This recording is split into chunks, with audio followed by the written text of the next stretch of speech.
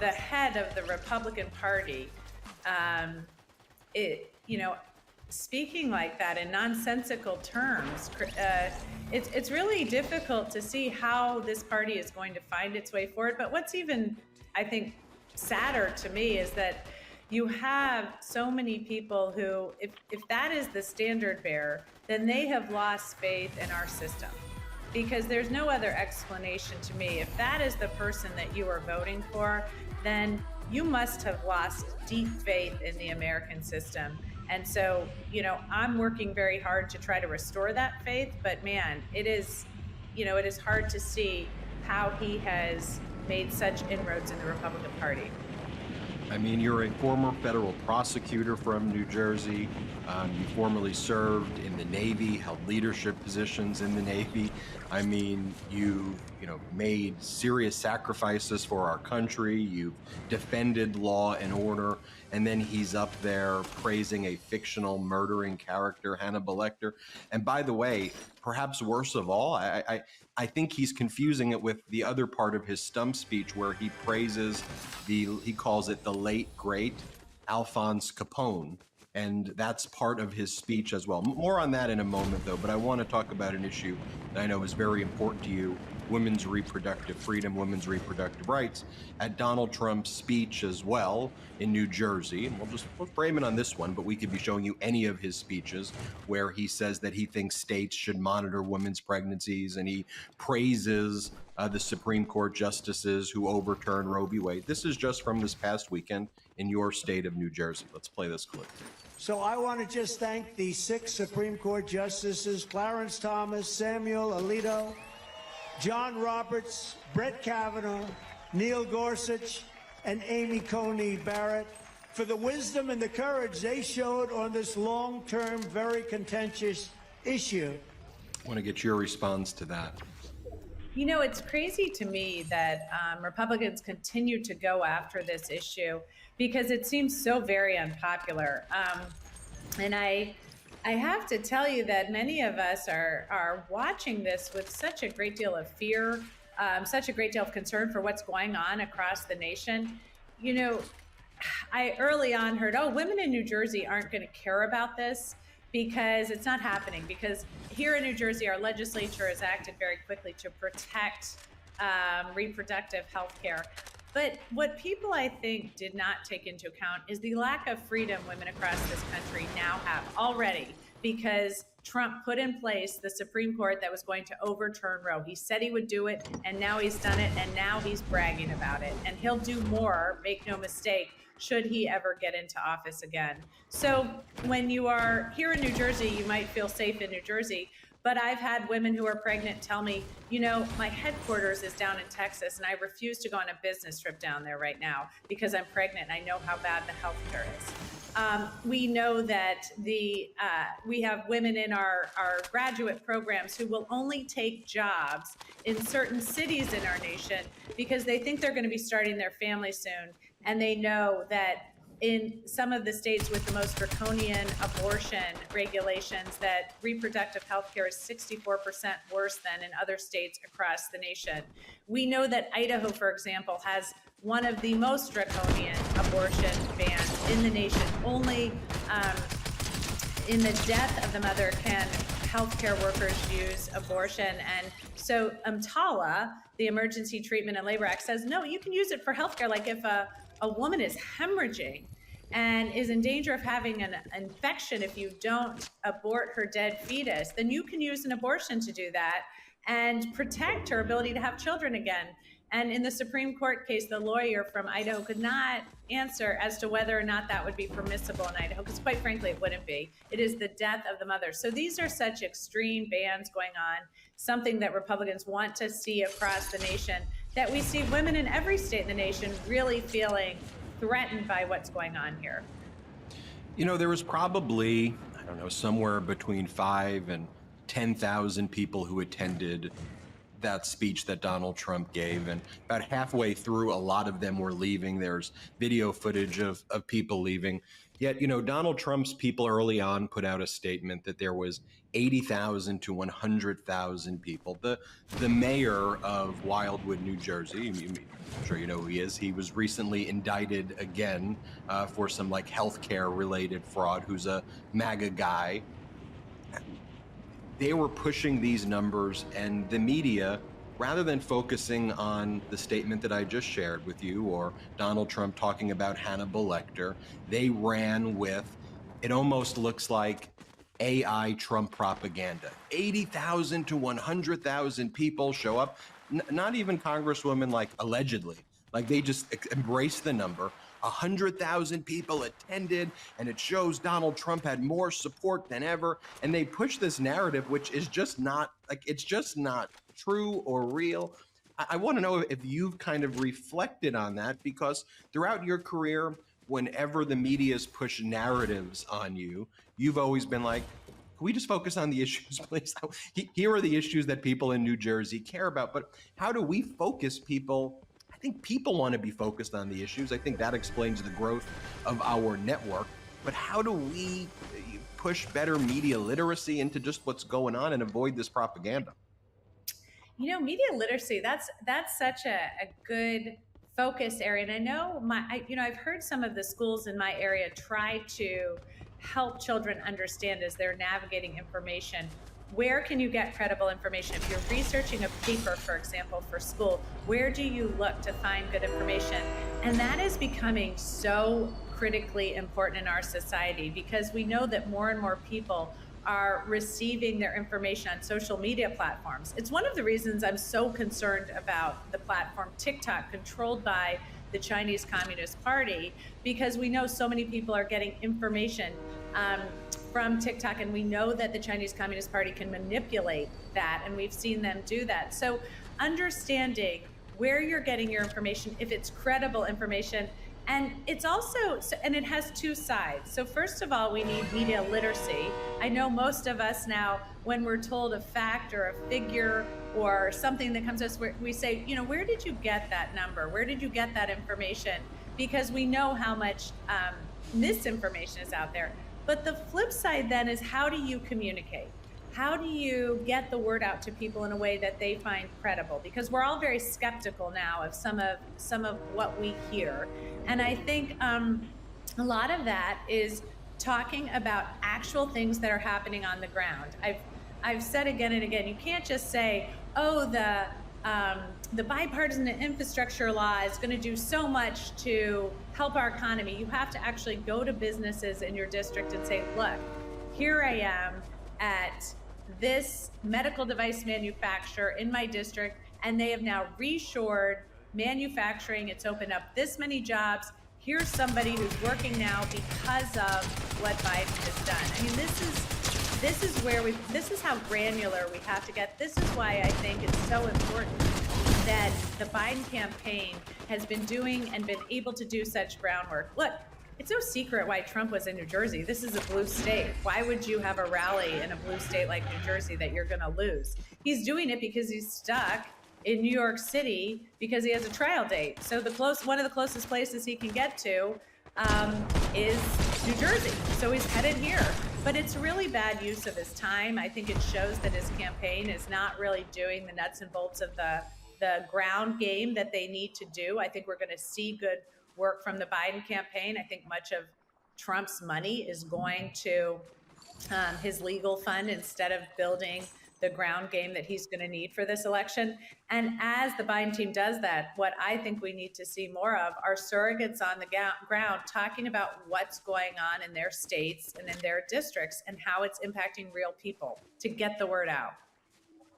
I also reflect on what Donald Trump did to the Jersey Shore in destroying the economy of Atlantic City, how he screwed over workers, screwed over contractors, ran his same con artist playbook. It's going to be the biggest casinos ever. Just you wait, just you watch. And the only person who made money was him while he screwed over workers. I want to share this with you as well, because we hear a lot about polls and narratives, and these things get pushed. the same way they were getting pushed in the midterm, they were getting pushed in your congressional district, and you took no vote. You never take any votes for granted in your congressional district. But what the media always wanted to talk to you about, I remember the race very clearly, was always about the narrative. Are you afraid of the red wave? The red wave is coming. Are you nervous about the red wave? And I could show you dozens of interviews where you responded this way, but I want to share this one as I think just educational as well for all of our viewers out there, in terms of with all the narratives being pushed right now, what we need to focus on, these kitchen table issues. Here, play this clip. Congresswoman, are you concerned about this predicted red wave possibly in the midterms? You know, I think what we're seeing is just a lot of great legislation out of this Congress that has addressed the critical needs of the country, driving down energy prices, driving down healthcare costs for seniors, investing in families, investing in our climate. I want to get your response. I always hate to see myself on video.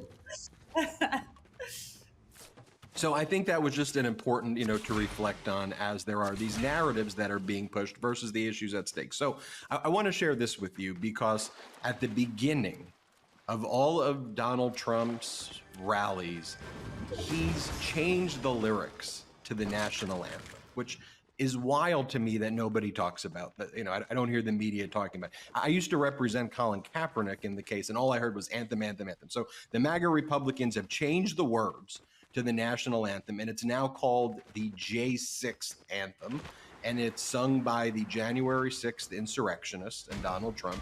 And every time before he goes out, he says this song is sung by the hostages and they're very brave. Let me just show this happens at the beginning of all of his events. And I know that your opponent in this race was at the January 6th insurrection. So if we can show you this clip in just one moment, let's play the clip when we got it. Ladies and gentlemen, please rise for the horribly and unfairly treated January 6th hostages. Well, thank you very much. And you see the spirit from the hostages, and that's what they are, as hostages. They've been treated terribly and very unfairly, and you know that, and everybody knows that. And we're going to be working on that soon as the first day we get into office. We're going to save our country. We're going to work with the people to treat those unbelievable patriots, and they were unbelievable patriots and are. You see the spirit, this cheering, they're cheering while they're doing that, and they did that in prison, and it's a disgrace, in my opinion. So they sing, it's a whole different version of the anthem. It sounds somewhat like the anthem, but your opponent for New Jersey's 11th congressional district was there on January 6th. They're now calling people there unfairly treated hostages. They've changed the anthem. Look, former federal prosecutor, you served in high leadership positions in the Navy. Like, what's your reaction to that? It's just really disgusting. The way that I think Trump has always treated military members, veterans. We saw how he treated John McCain, for example. We saw how he treated the Gold Star families. We've heard him behind the scenes. He's been reported to call military service members suckers and losers. We know he said he had bone spurs, so he couldn't serve himself. It is just this sort of long history of complete disrespect, I think, for our country, for patriotism, for the things we stand for, and a really twisted perversion of it. So to change the words to the national anthem, that just is offensive to me. And then, you continue to hear him lifting up the January 6th protesters. I was there. I was actually on the floor of the House as I was in the gallery. We were spread out because of COVID, so I was in the balcony section, and I watched everyone on the floor get evacuated. We could not evacuate because there were protesters storming the egress routes from the gallery area. We barricaded the doors shut. We had our gas masks ready. You've seen the pictures of that. There were people making phone calls home because they thought they'd never see their family again. And to be frank with you, I don't think we've heard Republicans come to terms with that in a way that I certainly find in line with our values. We should have seen, when we impeached the president after that, we should have seen every single member of elected office come forward and vote to say that he could no longer serve, he would never be able to serve again. And so now he's back on the ballot, Trump, which is offensive. But then he also has these acolytes. So in New Jersey, in the 11th district, we have someone who was at January 6th, who attends Trump rallies, who has shaved Trump's name into his scalp, who seems to love this type of divisive, rage-filled, anti-American politics. And so it's a toxic thing that's infecting our government at so many levels. And I think that's why it's so important that we continue to push back against this, that we continue to stand up for the things that we believe in, and that the majority of Americans believe in, and do everything we can to ensure that, you know, all of the things that our country has stood for so long remain intact as we go in to celebrate the 250th anniversary of our democracy. And Congresswoman, it's why your congressional race in particular, to me, stands out as this microcosm of the threats and attack on our democracy. I think about that image of you in the Capitol building, barricading yourself with other members representing our country. You went to Congress because of your background as a federal prosecutor. You served our nation in the Navy. You didn't even know what was going to happen that day, if these insurrectionists were going to make it through and start attacking people. They did attack police officers.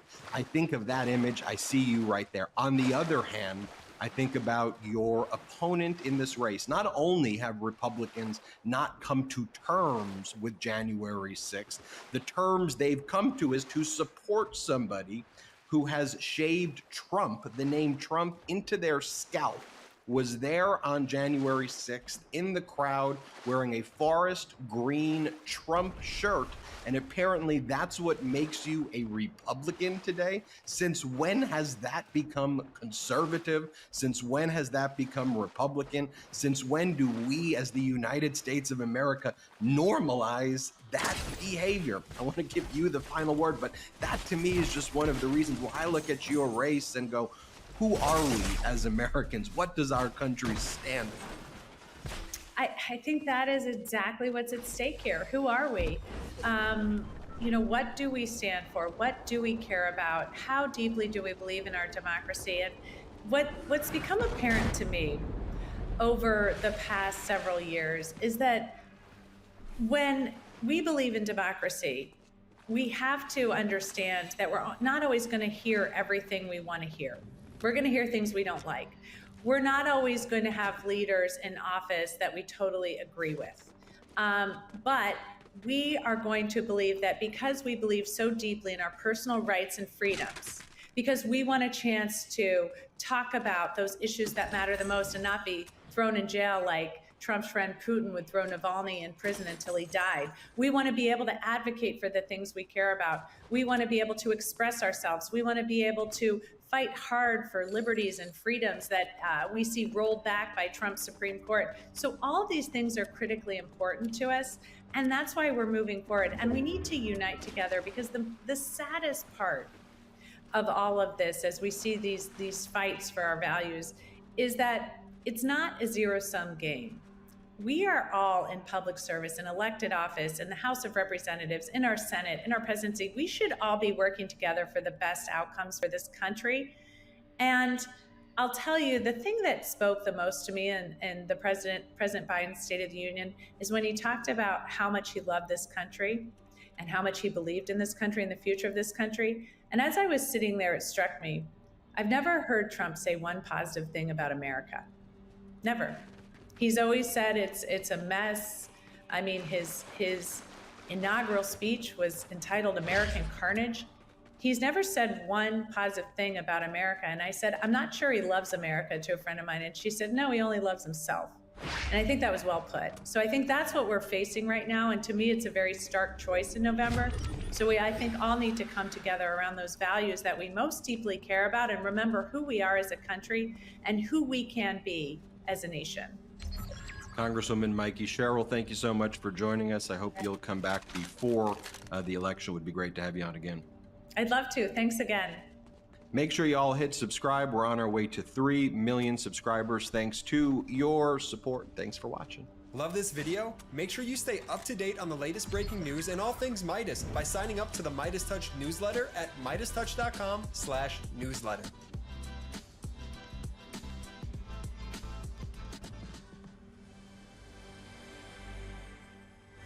We have a lot of congressmen and some senators down today, and they're all up in arms over this. They can't even believe it. We have quite a few congressmen. I guess you'll be talking to them in a little while.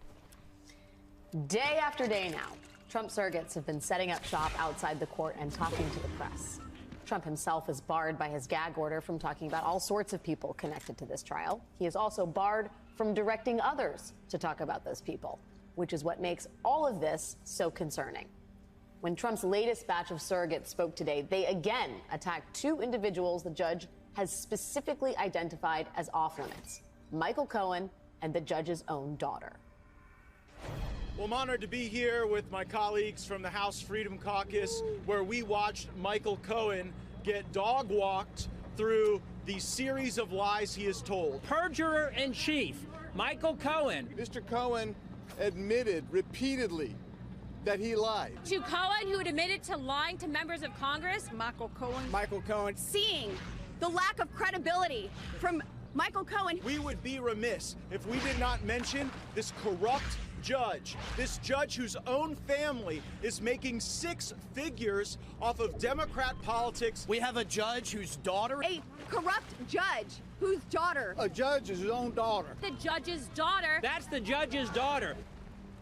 All of that clearly breaks the judge's gag order if Trump indeed directed it. So the question now is, did he? This gag order is to ensure that he cannot defend himself fairly. So we're here to have his back. We're here to defend him. We are President Trump's voice. We have his back. He will ultimately be proven innocent. Thank you. Joining me once again are my colleagues Rachel Maddow and Lawrence O'Donnell. Rachel, the contention here is these people here are here as members of the public. I know you have been to the courtroom, and I hear it's a difficult thing. Can you talk a little bit about that, what that process was like for you getting seats and how coveted those seats were? It's a big, long line, and you have to wait forever, and there's tons of security, and it blows out your whole day. And I mean, Lawrence has been doing it every day. It's no easy thing. It did, I think, cost some of those members of Congress votes today in D.C. I mean, I have to say, I'm a big believer in people showing up to court.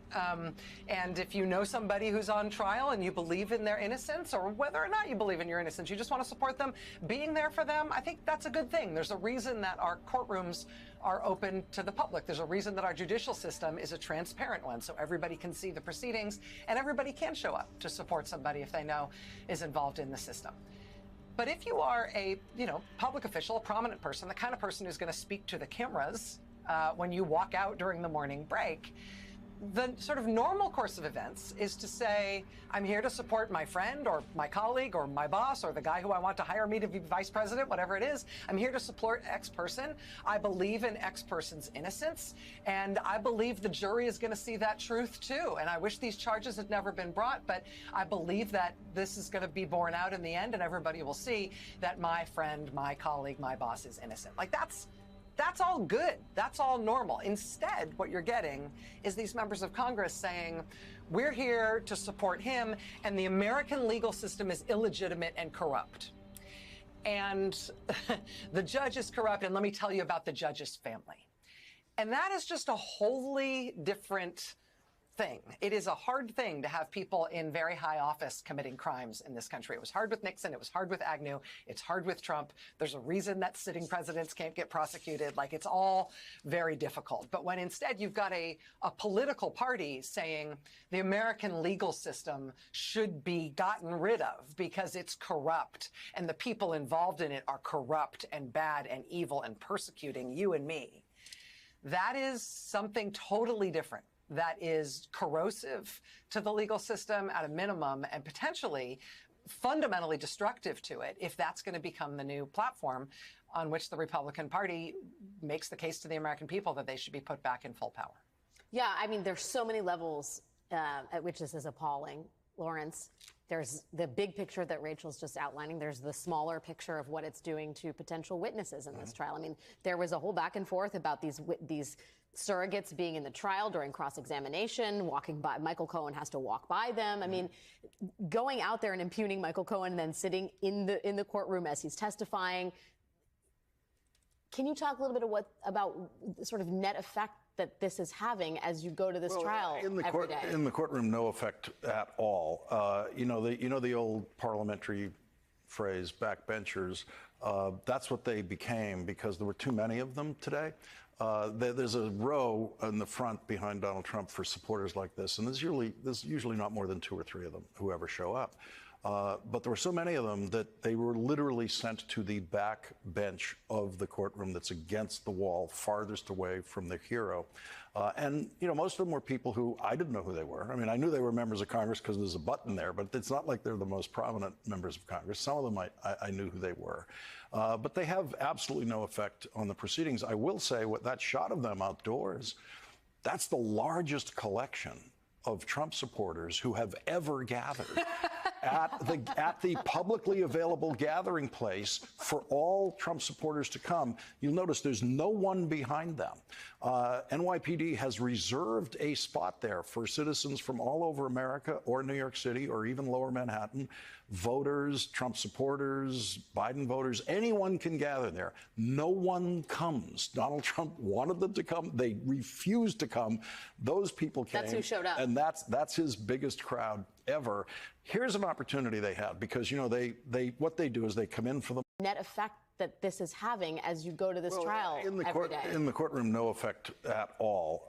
You know the old parliamentary phrase, backbenchers. That's what they became because there were too many of them today. There's a row in the front behind Donald Trump for supporters like this, and there's usually not more than 2 or 3 of them who ever show up. But there were so many of them that they were literally sent to the back bench of the courtroom that's against the wall, farthest away from the hero. And, you know, most of them were people who I didn't know who they were. I mean, I knew they were members of Congress because there's a button there, but it's not like they're the most prominent members of Congress. Some of them I knew who they were. But they have absolutely no effect on the proceedings. I will say, with that shot of them outdoors, that's the largest collection of Trump supporters who have ever gathered at the publicly available gathering place for all Trump supporters to come. You'll notice there's no one behind them. NYPD has reserved a spot there for citizens from all over America or New York City or even Lower Manhattan, voters, Trump supporters, Biden voters. Anyone can gather there. No one comes. Donald Trump wanted them to come. They refused to come. Those people came. That's who showed up. And that's his biggest crowd ever. Here's an opportunity they have because, you know, what they do is they come in for the morning session. They leave at the first recess, which is, you know, like 11 a.m., and they never come back. Matt Gaetz is the only one who came back. But now they've been in the courtroom. They've been there for 2 hours. You watched Judge Merchan. Instead of coming out and talking about his daughter, why don't you come out and talk about his rulings? Because you just watched him make some rulings. Yeah. You watched him rule on several objections. And you watched him overrule the prosecutor's objections a number of times. Did you agree with that? You watched him sustain some objections. Do you understand why he sustained those objections? Because what Todd Blanche just said was argumentative and not a question. Do you understand what that objection was about? So one of the great tragedies of this trial not being televised is that they get to go out there and lie about how this trial is going, because none of them have ever in their lives seen, and they never will see, a more fair judge than Judge Merchan. And any televised version of this trial would prove that every minute of the trial. Yeah, Chris Hayes referred to him as a picture of equanimity. Yes. They want to get at least one juror to so thoroughly doubt Michael Cohen's testimony that basically they can't, in good conscience, be convinced beyond a reasonable doubt that Trump did it. And here's why that matters legally. we're not all just talking about Michael Cohen because we remember him or he was loud or on TV a lot, although today they did discuss his dealings with everyone from the New York Times' Maggie Haberman to our own colleague Katie Tur. That's part of the case because media and interaction is part of what he did for Trump for many years. It's not that. It's really quite specifically that they land the idea that this guy is not on the level now, that what he said in this very trial is fundamentally unreliable or that they have doubt about it. So I'm going to go through these lines of attack with you. And if you're sitting here watching going, oh, seems like the DA is in some choppy waters, that's true. That's what's happening. Doesn't mean they can't win the case, and doesn't mean you have to like it. There are plenty of people, including witnesses we've heard from, who are all around Donald Trump, people who once liked and supported him, who really feel that justice should be done, that he should face his accountable day in court, that he should be convicted, as Ms. Daniels said when she answered if the evidence supports it. So we're not here telling you whether to like this or not. We're here giving you, as we always try to do, the full facts of what's going down right now. So one line of attack today was the possible ulterior motives. Cohen pressed to confirm that the trial's outcome will affect him personally. And he said yes, pressing Cohen on how his history here is very personally wrapped up, that he had failed in a bid to get out of jail early, that he asked for that several times. And then, as part of this idea that he has perhaps a vendetta that has distorted the truth, the accuracy of what he's told the jury, today, like we've seen in earlier days, the lawyers really bore down on Cohen's ups and downs with Donald Trump. During his legal problems, how he did want a pardon. Cohen, though, adding the context in his answer that that issue came up because it was dangled to him, and he wanted this nightmare to end. Cohen's anger at being rebuffed from any White House job whatsoever came up. And again, that matters because the question being raised is whether that has passed the point of anger, which he's allowed to feel, he's a human being, and curdled into something that involves a vendetta where the truth might be sacrificed. For example, whether he has spun that story or lied about that history. And Cohen said on the stand he did ask to be President Trump's personal attorney, but not a different role of general counsel. Now, it went on and on like this today, on and on and on, if you will, just like it did the other day. And so it's possible that this style, this meandering road, could make jurors bored or dilute the larger point that the defense attorneys are trying to make, the doubt I've told you they're trying to raise.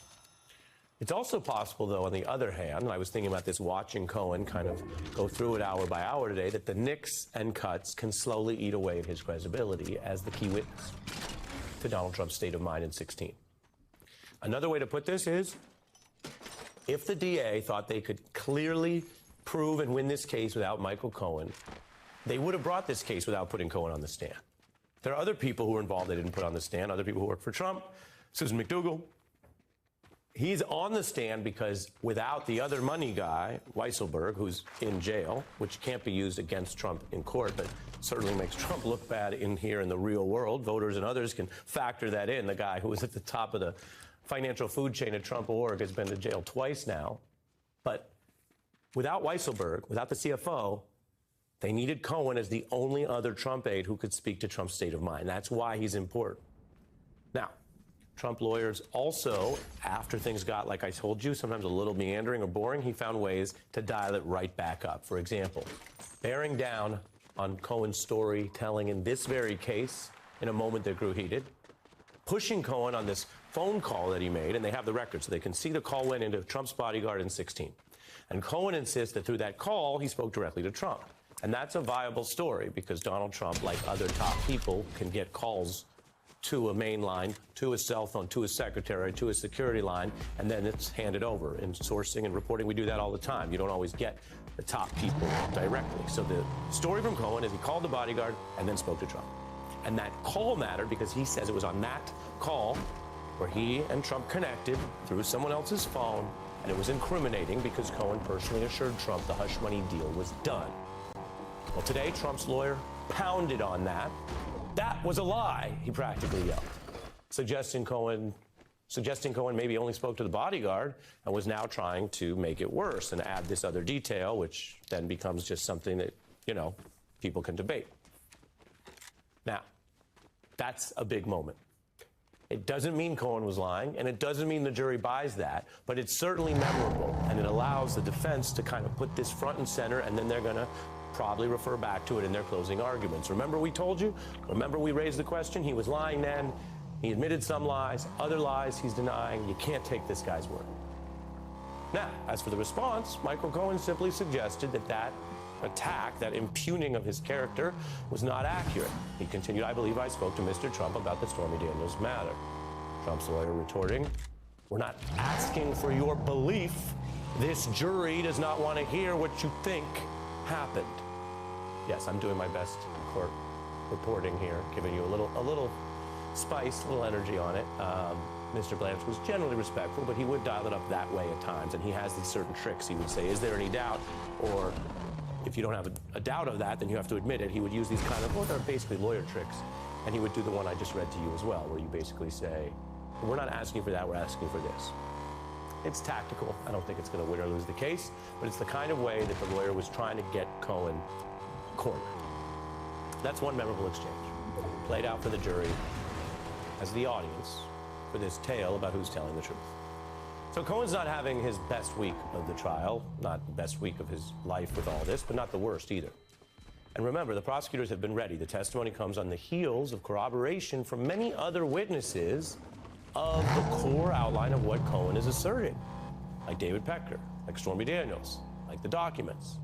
And again, I don't know exactly what the prosecutors will say in their closing, but if they're any good, they will try to close the circle on what they said in their opening. And what they said in their opening is, we're going to show you all the facts before we ever get to Michael Cohen. And they're basically implying that if you think Cohen is lying about this key stuff, it couldn't just be him. You'd have to have all these other people risking so much, including perjury charges, to make up some sort of conspiracy. And then why would Donald Trump cut the checks? Now, Trump's lawyers took a kitchen sink approach here. At one point today, the lawyer even said, sorry, we're jumping around a little bit, and it was more than a little bit. But they landed some blows on Cohen's credibility. And this afternoon, I want to show you another part again, so you can make sense of what's happening and why people are saying that the jury might have more questions about Cohen at the end of the day than the start. So they asked Cohen about something he did that, again, doesn't mean he's always a liar, but it does mean he lied. And he did something I could tell you that's very unusual, that lawyers aren't supposed to do, that's a violation of bar rules. He was secretly recording his own client, breaching legal ethics. And Trump's attorney said, you understand it's not ethical for a lawyer to record a conversation with their own client, correct? Cohen admits that's correct. And then he admitted that he did exactly that with Donald Trump. And then to explain the reasoning, it was to share it with a third party. Now, again, this is not a crime, and it's not alleged to be a crime. But if you do that as a lawyer, you are breaking the very privilege that you take an oath to uphold. The privilege, of course, means, as you probably heard, if you tell your lawyer something, they don't just keep it secret while they represent you. They could stop representing you, and they take it to the literal grave. They don't tell anyone else. They certainly don't tell anyone else with a live recording, which breaks the privilege. And by the way, if you want to get into it, he did that to a member of the media, even a friendly member of the media, the pro-Trump media, whatever you want to call it. Talk about breaking it. He's putting it all the way out there. Now, that could, again, be a part of what I'm calling these nicks and cuts about the jury's perception of Cohen and whether they ultimately believe him about the core stuff. Another thread from today is something we've heard a lot about, and it's one of the hardest things for Trump's side to explain. We've played this tape for you. This is the same thing I mentioned, the recording, right? So there's the ethical part, which cuts against Cohen. But then there's what's on the tape, which very clearly cuts against Donald Trump, like it or not, how the tape got created, when he seems to sound like not only secretive, but has a type of consciousness of guilt in wanting to pay the hush money in cash. Those are Trump's own words. I'm going to play for you again. Cohen made the tape about paying in cash. This was for the model story, Karen McDougal.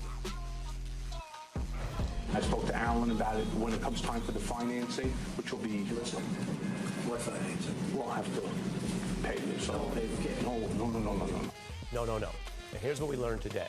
You probably, if you follow the news, you follow this trial, you've heard that tape. I've told you that tape's bad for Trump. And I'm not sure there's a good way to explain it away. But at a trial, you get to hear both sides. And I don't mean this as a diss to the Trump lawyers. Sometimes creative lawyering helps add doubt to a complicated story. It is up to the jury, not to you, not to me, not to any outside observer. It's up to the jury to decide what they think that tape means in full holistic context of all the evidence. But this was interesting today. It's new. This is the first time we've kind of heard how they're going to deal with this. Trump's defense lawyers making the argument that Trump didn't mean actual cash, actual dollar bills, but that he was distinguishing between just using his own money and financing. Now, Cohen disputes that, although he says, yes, separately, that they would, in the world of real estate, discuss all cash transactions. Question here is if that's a totally different context. And if you think about it, this is why everyone deserves their day in court if they're accused of a crime. Because I'm not saying the Trump argument there is a good argument. I would weight it as unlikely to be true, based on everything we know. But they are raising what I've told you they're going to do, which is this reasonable doubt. Does that tape alone, or that tape with other evidence, give you 100% beyond a reasonable doubt style confidence? It's not technically 100, but, you know, high confidence that he was being secretive, that he had consciousness of guilt, and that's why he said cash? Or will some jurors sit there and go, well, if people talk about all cash real estate transactions, I've heard of that, and it just means not going to the bank and taking money out, but it just means not using financing or a loan, maybe this was that. Now, if you're sitting through all of this and going, okay, Ari, what's the point? There is no point today. The defense doesn't have to prove anything, and they don't have to have a conclusion, and they don't have to have some grand narrative at the end of the day.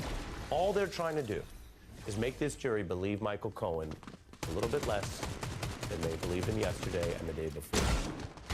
What is your sense of the dog that hasn't barked yet? I mean, Michael Cohen hasn't fallen apart. He hasn't melted. He hasn't erupted. He hasn't stood up and screamed, you know, liar, liar, pants. I mean, Michael Cohen has kept his you-know-what together under a cross so bad that the person carrying it out has apologized to the jury, in front of the jury. Right, we did hear Michael Cohen yell once this morning, though, and it was during a recording. It was the first time the jurors have actually heard the other side of Michael Cohen.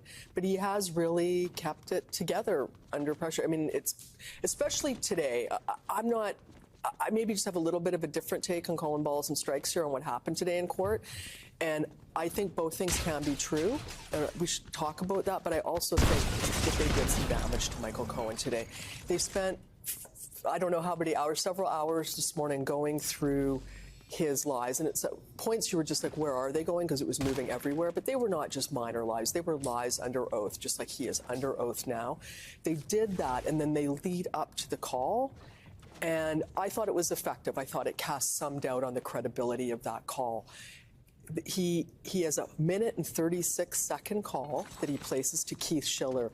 And right before that, he's not just getting one harassing call. He's getting multiple harassing calls from an unknown number.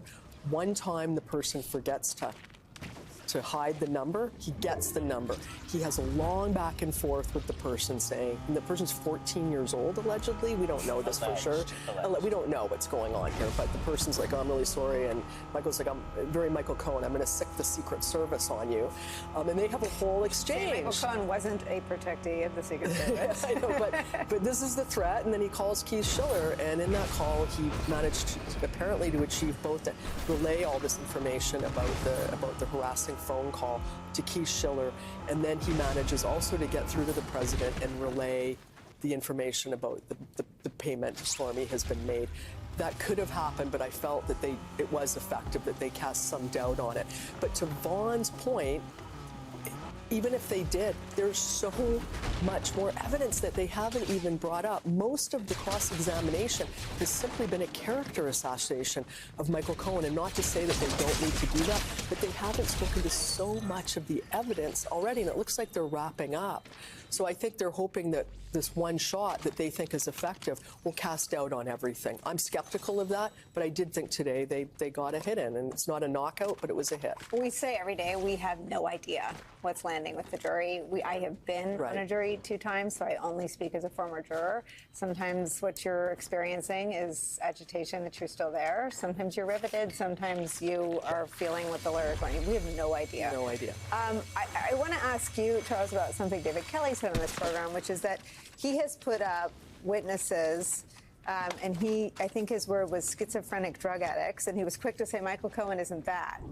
But once a case has been established to the degree that this case has been established through documents, through witnesses, very friendly and affectionate toward the defendant. You're, in his example, schizophrenic drug addict.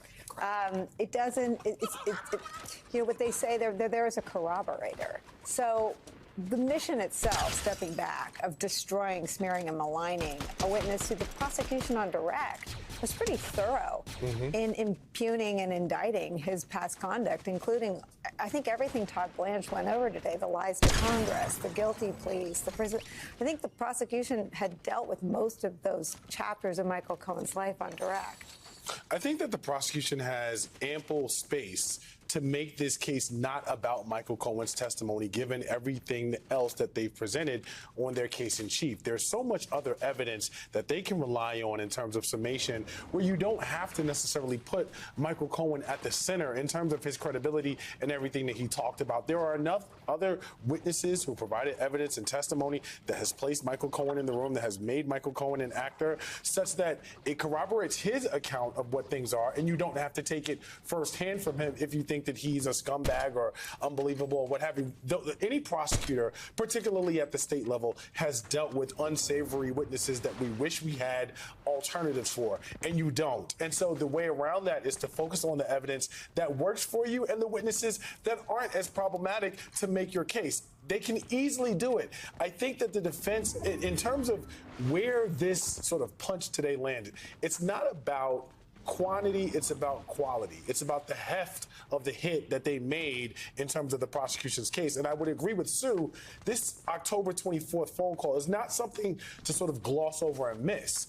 But to Vaughn's point, and I think Vaughn is absolutely correct, when you step back, you still have to answer the question to the jury, does this still make sense in terms of the overall narrative that you are trying to get the jury to buy? If you're the defense, to Andrew's point, are you going to try and say Michael Cohen did all of this out of the goodness of his heart? He got upset. He was still personal attorney to the President of the United States of America, and he's lying about everything. That's a lot for the jury to sort of process in one sitting.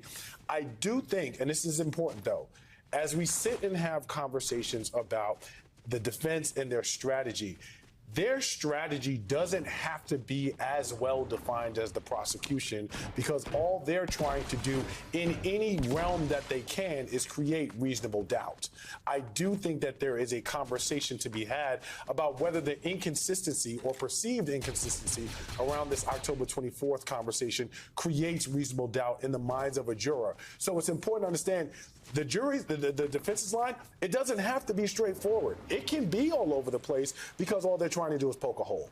Well, I guess, Vaughn, I would just say as a former juror, if I sat there for 19 days and whether I was going to decide that there was evidence that he was innocent or guilty hinged on the October 24th call, I probably wasn't going to go with guilty in the first place. I mean, what is your sense of what else Blanche has? We've just learned that Blanche plans to be done Monday before the morning break, so he doesn't have much more. So this was it, probably either his second best shot or sort of beginning of the end. I don't know I don't know how much time there is Monday before the first morning break. Right. I think that there's a question. Does he go back to the morning of October 26, when Donald Trump and Michael Cohen had two different phone calls lasting several minutes before Cohen went and set up an account over at First Republic to begin that wire transfer? Is he going to ask him about the October 28th phone call in the 11 a.m. hour after he finalized the non-disclosure agreement with Stormy Daniels through Keith Davidson? Those are outstanding questions, and this story will come through closing arguments. And as I've learned from Andrew Weissman, it's the job of the prosecution to prove the defendant's guilt. At the same time, the defense for Donald Trump has yet to provide an alternative story or an alternative timeline to the events that the prosecution has detailed in chronological order. The defense team, Todd Blanche and Susan Necklace, they have not provided for this jury a more specific timeline of when Donald Trump did, in fact, become familiar with this alleged arrangement of $130,000 from Michael Cohen to Stormy Daniels. Was it in early February 2018 after the Wall Street Journal wrote about it? Those are some of those outstanding questions that, frankly, the jury in closing arguments, when they're looking at the two-side storylines, they're very different because Donald Trump publicly hasn't answered those questions. And so far, his defense attorneys haven't tried to paint their own clear version of events for this jury either. So Andrew, listen, on that point of Vaughn's, I mean, so the defense's story is that he didn't have sex with Stormy Daniels. He did make every single decision. He did require his CFOs and other lieutenants to haggle down every single bill, and he did pay more than 2x what the reimbursement is to Stormy Cohen without looking at it. And didn't take any negative actions with respect to Weisselberg and Cohen. In other words, this is somebody who to Vaughn's also other point, I'm sorry, is Cohen's in the fold till 18. Yes. So the idea is this has happened behind his back, which, you know, we know from everyone is not supposed to happen. And as Michael Cohen had repeatedly said today, like, if I did that, I'd be fired. So this is all happening. The story has to be it's all happening behind his back. And he did not know about it. And what happens? Weisselberg and Cohen, according to Hope Hicks, he says Hope Hicks has him saying, "Thank God Michael did this." I mean, like, this isn't what the hell did you do? And I can't believe like you passed these checks to me, and I didn't know what I was signing, and I'm paying you twice as much money as I should be, and you never told me. And I did it 12 times. And by the way, I'm now on record saying I reimbursed Michael Cohen for payments to a porn star. I mean, it's not like he hasn't admitted that. So the narrative is going to be difficult. I wanted to just raise one thing. Please. Because this is definitely like you always try your last case. I can't wait for this. This is going to be the Mueller investigation, but there was Todd Blanche did do a better job today. As I said, low bar, but he did do a better job. But with respect to the testimony where Michael Cohen lies in front of Congress, and the lies are distancing Donald Trump from the Moscow Tower, that is... We should say what they are. He lies about the times that he talked to Trump about building a Trump Tower Moscow. Exactly. It was 10 and he says 3 before Congress. Exactly. But there's reasons why. And he wants to also make it earlier. So he's trying to basically be like, don't worry, not during the campaign, and it was much smaller. No collusion. It was very much like this was earlier and it was little. And so he's... and Todd Blanche goes to that and says... You know, and you submitted a 2-page document. This wasn't your spur of the moment testimony. This was a 2-page document that's false. And Michael Cohen on cross, this is like, you shouldn't be bringing out bad facts, says, yes, that's not just my statement. That false statement that I admitted was perjury, which, by the way, could only have been done for the president, right? Michael Cohen had zero interest personally in that. That was done by a joint defense committee that included the president of the United States lawyer. Right. I mean, that was like putting, like, if you want sort of the Costello, like, what's happening behind the scenes? What are the lawyers doing? I mean, he just directly implicated Donald Trump in that scheme. Well, and back to the narrative that you keep bringing us back to, if the narrative is that he rolled like a mob boss, Cohen on cross gave them another example of how he did that. Totally. Today, prosecutor Susan Hoffinger called for a sidebar about the ongoing presence of Donald Trump's Republican entourage in the courtroom. Here is how that played out. This is Hoffinger. I noticed that some of his guests are already here today with their security detail, but we would just ask that they not be allowed to file in the middle of Mr. Blanche's cross-examination. It's with their security detail for the jury and the witnesses to see. The court, yes, I would advise that that not happen. Todd Blanche.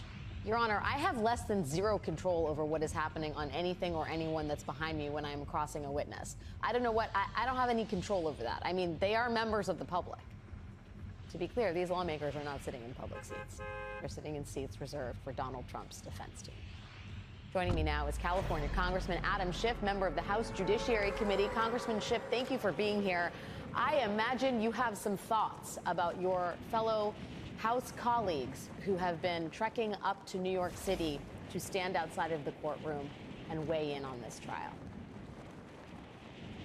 I have so many thoughts, and let me start with the Speaker, because I have to say I was flabbergasted that he would go and make that pilgrimage, stand outside that courthouse, and basically lie about what was going on inside the building.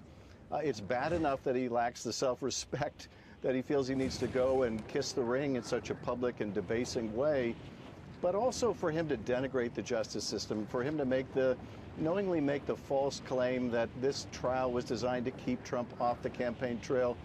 He knows better than that, but it shows, the most powerful, top-ranking Republican in the Congress, will do anything for Donald Trump. And for those others, the Matt Gaetzes, the Anna Paulina Lunas, I mean, these are crazy people, and you don't expect much more. But I will say this, too. The fact that some of them are going into the courtroom, this is a way to tamper with the jury. This is a way to essentially communicate to the jury that we believe this is political. We're here to show support for the president. That's making a statement without having to say a word. And that is distressing for much the same reason.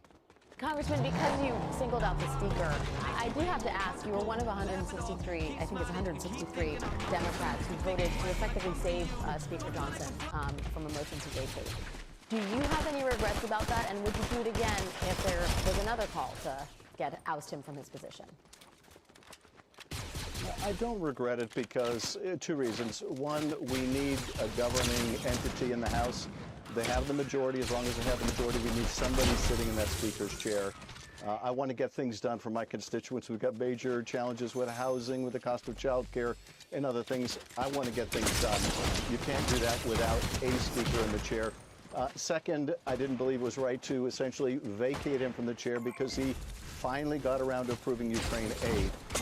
So for both those reasons, I don't have any regrets. But I have to say, it's still difficult to stomach when you see him do what he did standing in front of that courthouse. And it just shows you that there is no one in that Republican conference anymore, not since Liz Cheney left, not since Adam Kinzinger left, that has any real thorough commitment to the Constitution, their oath, our system of justice. It's all about keeping power, gaining power, and no debasement too great before their supreme leader. Yeah, well, it's worth noting that the cynical moves did not end at the New York City courthouse. A lot of those same members had to travel back to Washington to vote to hold the Attorney General, Merrick Garland, in contempt for refusing to hand over the tapes of the conversations that President Biden had with the special counsel, Robert Hur. The 1-2 punch. Well, you're absolutely right. The 1-2 punch of standing out there. Sitting, yeah, tell me more about that endeavor. Well, I was sitting in that Judiciary Committee as a member of the committee as they were bringing up this bogus effort to hold the Attorney General in contempt for not giving audio tapes of something they already had the transcript for. It's come to that pathetic a motion to hold the Attorney General of the United States in contempt for, so they can give tapes to his campaign team for campaign commercials. That is Donald Trump's campaign. But meanwhile, you had Republican members missing from the whole debate because they're in New York. You had members like Matt Gaetz who missed the vote completely. Shows you where their priority is. They don't think it's important enough to stay in Washington to vote on holding the Attorney General in contempt if it has to compete with being a spectator in the hush money payment to a porn star trial of Donald Trump.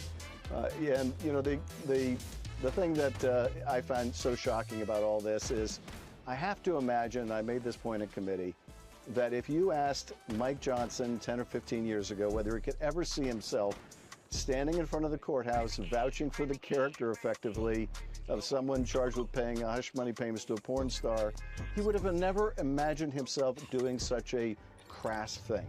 And yet there he is.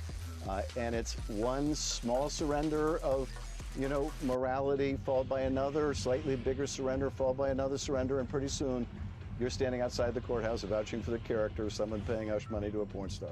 Yeah, speaking of surrender of ethics, I do want to get your reaction to the New York Times reporting tonight that Justice Samuel Alito was reportedly flying a Stop the Steal flag in front of his house in and around January 17th of 2021. You were on the House January 6th committee. You know this saga quite well. Do you have a thought on that, given the role the Supreme Court has played and is playing around January 6th and holding those accountable?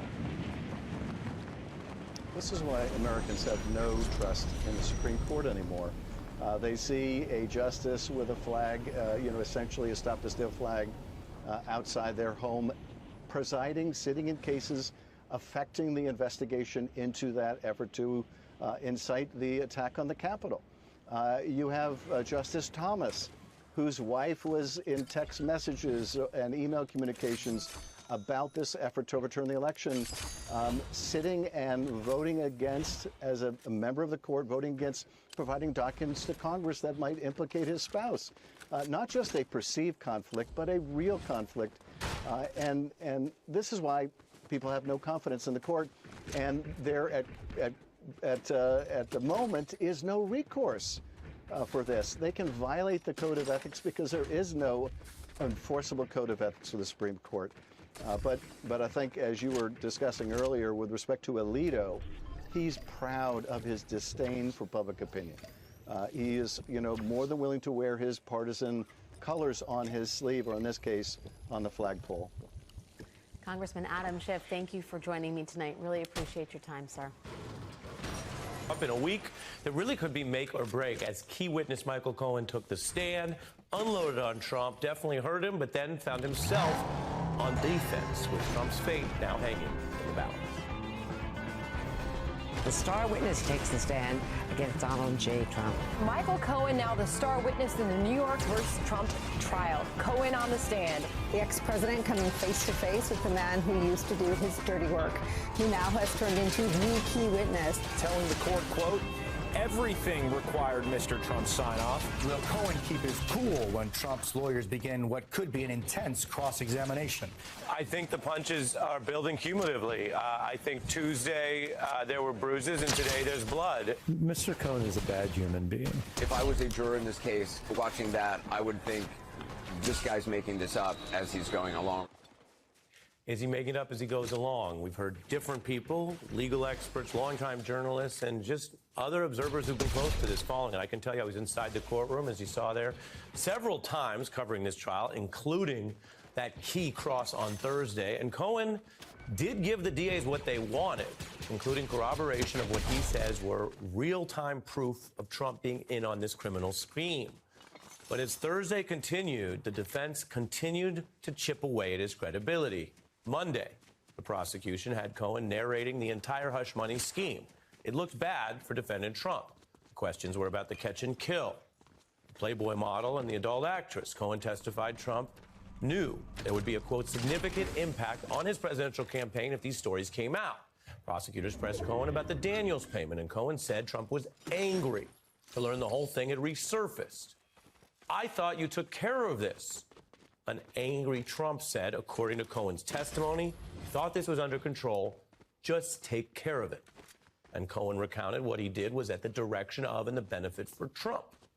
This was a damning picture. And that Trump was not only in on everything, but sharing in real time his own motives. In other words, if you believe Cohen, you now have the motive piece. And you don't even need Cohen for the tabloid and the money piece because you have other witnesses and the checks. So that looked bad. It was bad for defendant Trump, and we reported on it. And then came the cross-exam. And whatever happens in this historic trial, this is what everyone's been gearing up for, because over several days, you had these defense attorneys going at Cohen's credibility. Not just saying he changed his story. That was previewed and the jury had been told that already. But that he continues to dissemble and lie, not just about the core evidence in this case, but about other unrelated stuff. And that his personal vendetta has not only clouded his judgment, but that he personally cares so much, as he confirmed, they raised questions about whether that has colored or even distorted his ability to tell the truth on the stand. Trump's defense aggressively pushing and questioning Joel and Cohen on all kinds of things. And let's be clear, and I've mentioned this in my reporting thus far, some of it didn't completely add up. Some of it didn't create a logical counter story. But cumulatively, over the days, as I've told you, it did appear to poke holes in not only Cohen's credibility, but something else that jurors may care about. They're human beings, and they're trying to decide who to believe. Whether he, over time, went straight and told the truth, or continued to be a kind of angry, unreliable person who was constantly publicly insulting the man he used to look up to. Donald cares for no one or anything other than himself. I know what Mr. Trump is. He is a racist, he is a con man, and he is a cheat. And I am going to jail in part because of my decision to help Mr. Trump hide that payment from the American people before they voted a few days later. Do you remember that moment? That's now about 4.5, 5 years ago, and we've got all the way up to this trial, the only trial that Trump is facing after effectively delaying the others with an assist from his own appointees on the conservative-leaning Supreme Court. So on the one hand,